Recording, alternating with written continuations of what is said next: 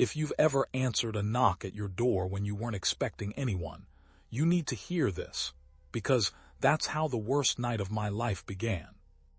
I was 26, living by myself in a rented house on the edge of a small town in Ohio. My roommate had moved out 2 weeks earlier, and I hadn't gotten used to the quiet yet. That night my parents were out of town, my friends were busy, and I decided to just stay in, order some food, and watch something on my laptop. Normal night. Nothing special. That's what makes it worse looking back. It started like every other boring evening of my life. Around 9:30, I heard a knock on the front door. Not aggressive, just a normal knock. I wasn't expecting anyone, so I froze for a second before getting up. I looked through the peephole and saw a man standing there in a delivery uniform holding a package. He looked ordinary. Tired, maybe in his 40s, holding a clipboard. I opened the door a little, keeping the chain lock on, and asked who it was for. He said my name. My actual full name. That threw me off because I hadn't ordered anything. I told him he had the wrong house, and he just nodded, apologized, and said he'd check the address again. He walked back toward a white van parked across the street. I watched him go, closed the door, locked it, and told myself it was nothing. People deliver to the wrong house all the time. I went back to my laptop and tried to focus on the show I was watching, but something about him saying my name sat wrong in my stomach. About 20 minutes later, my phone buzzed. It was a text from an unknown number. It just said, "Nice house." That was it. 2 words. I remember staring at my phone for a full minute, my hands actually starting to shake a little. I told myself it could be a wrong number, a prank, anything. I didn't respond. I got up and checked that the front door was locked. It was. I checked the back door too. Locked. I checked every window on the first floor, one by one, pulling the curtains shut as I went, feeling stupid and paranoid but doing it anyway. I sat back down, but I couldn't focus anymore. I kept glancing at my phone, half expecting another text, and part of me almost wished it would come, just so I'd know for sure I wasn't losing my mind. I turned the TV volume up a little, then turned it back down because I realized I wanted to be able to hear the house, not drown it out. I decided to call my friend, just to hear another voice, just to feel less alone in that house. He picked up laughing about something that happened at his job, and for a few minutes I actually calmed down. We talked for maybe 15 minutes. Then, in the middle of a sentence, I heard it. A sound from the kitchen. Not loud. Just the soft click of the back door, the one I had triple-checked, unlatching. I told my friend to hold on. I put the phone down on mute and I sat completely still, listening. Nothing. No more sound. I told myself it was the house settling, old pipes, the wind, anything logical. But I knew what a doorknob turning sounded like, and that's what I had just heard. I picked the phone back up and told him, in a voice I tried to keep calm, that I thought someone might be trying to get into my house. He stopped joking immediately. He told me to grab my keys and get to my car, or lock myself in a room and call the police right now. I remember standing in my living room, completely torn, my legs feeling like they weren't mine anymore. The front door was closer than my car keys, which were on the kitchen counter, right next to that back door. I made a decision in about 2 seconds.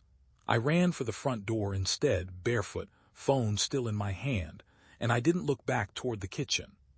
I got the front door unlocked, yanked it open, and ran straight out into the yard, down the driveway into the street, still on the phone with him, who was already calling 911 on his other line. I stood in the middle of that dark street in my socks, shaking, watching my own house like it was something foreign, something that didn't belong to me anymore. A neighbor's porch light came on. I remember that detail so clearly, because it was the first normal, human thing I'd seen in what felt like an hour, even though the whole thing had probably taken 10 minutes. The police arrived within 15 minutes, though it felt closer to an hour standing out there in the cold. 2 officers went in first with flashlights, while I stood outside wrapped in a blanket someone's neighbor had brought out for me, my bare feet numb against the pavement. I watched the beams of their flashlights cross behind my curtains, room to room, and every time the light paused for more than a second or two, I felt my chest tighten, waiting for a shout for something. It felt like it took forever. They found the back door unlocked, just like I'd heard. No sign of forced entry, which meant someone had actually gotten it open somehow, maybe picked it. Maybe it had never latched properly when I checked it in my panic. Nobody was inside the house when they searched it. Whoever had been there was gone by the time the officers went in. What they did find was a single muddy footprint just inside the kitchen, size 11, leading toward the hallway that went straight to my bedroom, and then doubling back toward the kitchen again like they had stopped, maybe heard me on the phone and turned around. The police never found the man from earlier. The van was never traced. No cameras on that street caught a clear plate.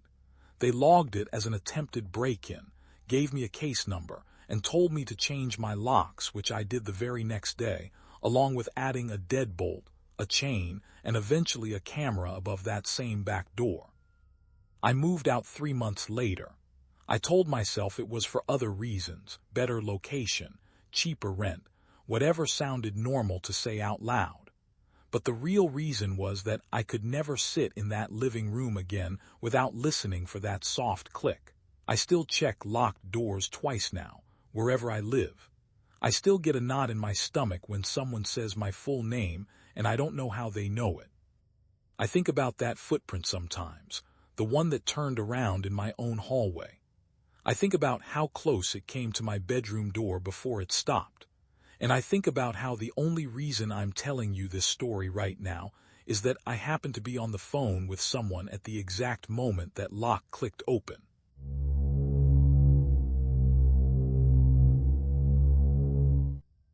If you've ever been home alone at night and heard something that made you freeze completely still, you need to hear what happened to me, because I still can't explain how I made it out of that house alive. This happened on a Thursday night in September, in a quiet subdivision outside Indianapolis, Indiana. I was 31 years old, living alone in a rental house my parents helped me get after my divorce. It was a small 3-bedroom place at the end of a cul-de-sac, the kind of neighborhood where nothing ever happens. That's exactly why I never thought to be careful. That night my roommate's situation had just changed. My friend Danny, who I'd been splitting rent with for 8 months, had moved out 3 days earlier. So for the first time since I'd signed that lease, I was completely alone in the house. Around 10:45, I was in the kitchen making tea when I noticed the back door wasn't fully latched. I figured Danny must have left it that way when he moved his last boxes out over the weekend. I pushed it shut and didn't think twice about it. That was my first mistake. I went upstairs to my bedroom around 10, planning to watch something on my laptop before bed. I had my phone on the nightstand, charging, volume down low. The house had that particular kind of quiet you only notice when you're used to having someone else around. Every creak of the house settling felt louder than it should have. At around 11:30, I heard a sound from downstairs. Not footsteps, nothing dramatic, just a soft clink like a glass being set down on the counter. I paused my laptop and listened. Nothing. I told myself it was the fridge or the pipes. Old houses make noise. I'd told myself that 100 times before, and it had always been true. But then my phone buzzed. It was a text from Danny. It said, "Hey, did you let anyone borrow your key? Some guy at the gas station asked me for directions to your street and said he knew you." My stomach dropped a little, but I told myself it was probably nothing. Maybe a delivery driver, maybe someone lost. I texted back asking what the guy looked like, but Danny didn't respond right away. I got up and walked to my bedroom door, cracked it open, and listened to the hallway. Silence. I went back to bed, but I left my door open a few inches instead of closing it all the way. I don't know why. It felt better that way. Around midnight, I heard it again. This time it was clearer. A drawer sliding open in the kitchen, then sliding shut. My body went cold. I grabbed my phone and my hands were shaking so bad I could barely unlock the screen. I called 911 and whispered to the dispatcher that I thought someone was inside my house. She told me to stay on the line, stay quiet, and if possible, get somewhere I could lock myself in. My bedroom door didn't have a lock. None of the doors in that house did, something I'd never thought about until that exact moment. I looked around the room in the dark, trying to figure out what to do. I ended up sliding my dresser in front of the door as quietly as I could, my arms straining under the weight, sweat breaking out on my back despite the cold. The dispatcher kept asking me questions, trying to keep me calm, but I could barely form words. Then I heard it. Someone was on the stairs, not sneaking, walking normally like they belonged there, like they weren't worried about being heard at all. That was almost worse than if they'd been trying to be quiet. It meant they weren't afraid of me at all. I backed into the corner of my room, phone pressed to my ear. The footsteps stopped right outside my door. I heard the doorknob turn once, then again. The dresser held. Whoever it was pushed against the door, hard enough that I heard the wood groan, but it didn't budge. Then nothing, no more pushing, no more sound. The dispatcher told me police were 2 minutes out. I stayed frozen in that corner until I heard sirens outside, distant at first, then right in front of the house. When the police searched the house, they found a broken window latch in the laundry room downstairs, one I hadn't checked in months. Whoever had been inside was gone by the time officers cleared the rooms. No fingerprints, no footage because I never had cameras installed. Just an open drawer in the kitchen, one knife missing from the block. The police said it was likely someone casing houses in the neighborhood, maybe looking for cash or easy valuables, and that my noise and the call probably scared them off before anything worse happened. Danny later found out the guy who asked him for directions had done the same thing to 2 other houses on our old street that same week, always asking about someone who lived alone. To this day, I check every lock in my house twice before bed. I keep my phone charged and next to me every single night. And if I ever hear a sound I can't explain, I don't wait to find out what it is.